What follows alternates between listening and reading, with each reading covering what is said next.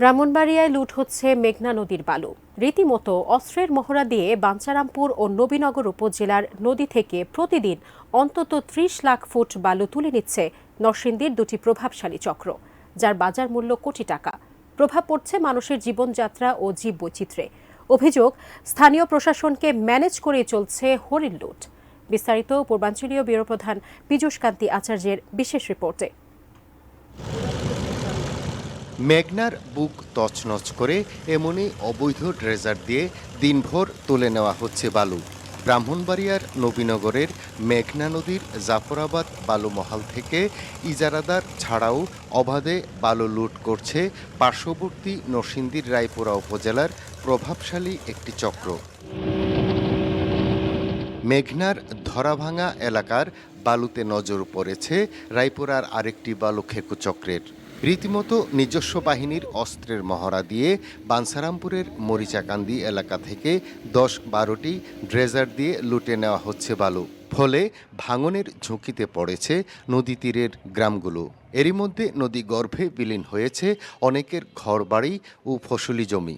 Sunbit সব দিবে সামাল। সানবিট ম্যাজিক প্রেস ডিশওয়াশিং এর মাথা ঘোরানো সলিউশন।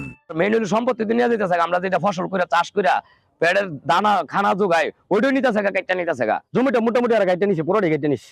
আমাদের বেরিবাদ মোটামুটি এক সাইড দিয়ে আড়াই ব্যাগ আছে। তাহলে গ্রাম চলে গেলে আমরা কই বসবাস করবো?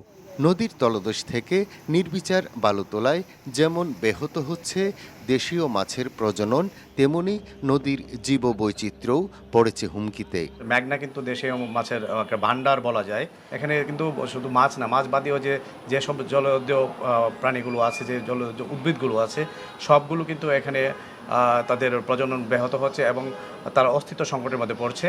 অবৈধ বালু উত্তোলনকারী চক্রের অস্ত্রের মহড়ার কথা স্বীকার করে জেলা প্রশাসক জানান, শীঘ্রই সেনাবাহিনীর সহায়তায় লুণ্ঠনকারীদের বিরুদ্ধে অভিযান চালানো হবে। নাগালের মধ্যে না, এটা এমন একটা জায়গা যেখানে গেলে এবং তারা অস্ত্র গোলাগুলি করে, হ্যাঁ, সন্ত্রাসী অনেকটা।